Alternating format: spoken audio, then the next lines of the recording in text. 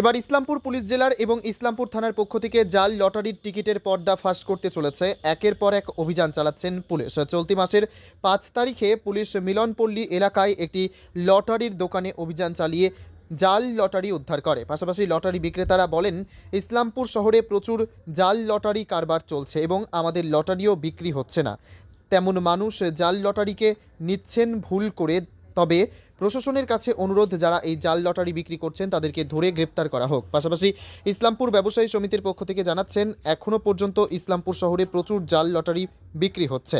প্রশাসনের কাছে অনুরোধ, এদেরকে ধরে গ্রেফতার করা হোক এবং শাস্তি দেওয়া হোক। ইসলামপুর থানার ডিএসপি ডিএনটি শ্যামসুন্দর বলেন, ইতিমধ্যেই আমরা অভিযান চালিয়েছে এবং আমাদের কাছে কিছু খবর রয়েছে। আমরা ইতিমধ্যেই তাদেরকে গ্রেপ্তার করব এবং পুলিশের নজরদারিও রয়েছে। শুধু ইসলামপুর নয়, প্রত্যেকটি থানা এলাকায় নজরদারি চালানো হচ্ছে। ইসলামপুর থানাতে কিছু পিটিশন জমা পড়েছিল, সেই পিটিশনের ভিত্তিতে পুলিশ গিয়ে অভিযান চালায়। তো কিছু জাল লটারি নিয়ে যে চক্রগুলো ইসলামপুরে রয়েছে সেগুলোতে অভিযান চালানো হয়েছে এবং কিছু কিছু ক্ষেত্রে এটা আমরা যারা এজেন্ট রয়েছে বা যারা স্টকিস্ট রয়েছেন লটারির, তাদেরকেও আমরা একটু সজাগ থাকার জন্য বলবো যে আপনারা এই জাল লটারির যে চক্রগুলো চলছে আপনারা একটু সজাগ থাকবেন। আর আমরা এর বিরুদ্ধে অভিযান চালাচ্ছি, ভবিষ্যতেও এর বিরুদ্ধে অভিযান জারি থাকবে।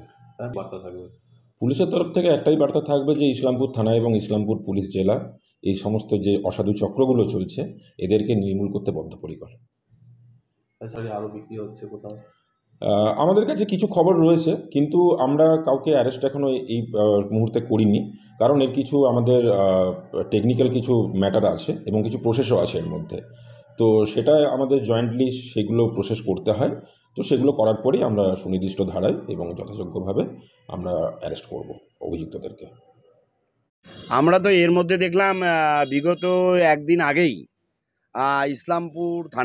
ইসলামপুর থানার আধিকারিকরা কোনো এক জায়গা থেকে, কোনো এক দোকান থেকে ভুয়ো লটারি প্রচুর সিজ করেছে। তার মানে ভুয়ো লটারি আছে।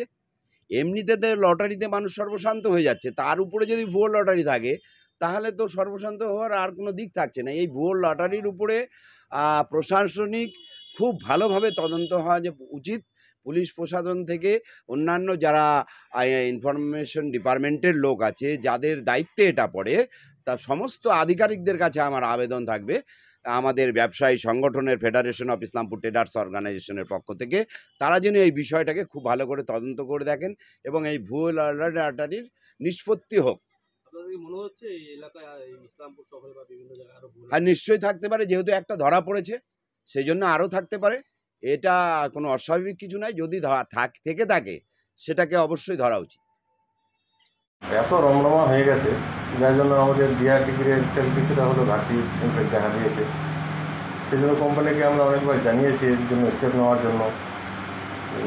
স্টেপ না নিলে তো আমাদেরই একেবারে ঘাটতি হচ্ছে, সমস্যা হচ্ছে।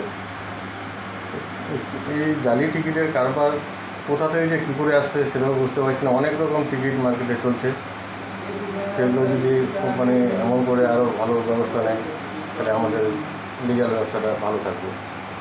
প্রশাসনের কাছে আবেদন রাখবো, ওনারা যেন এই জালিয়াতির জিনিসটা পুরোপুরি নির্মূল করে দেন ইসলামপুর থেকে, কারণ এর পিছনে কিছু অসাধু ব্যবসায়ী আছে যারা এর সঙ্গে যুক্ত।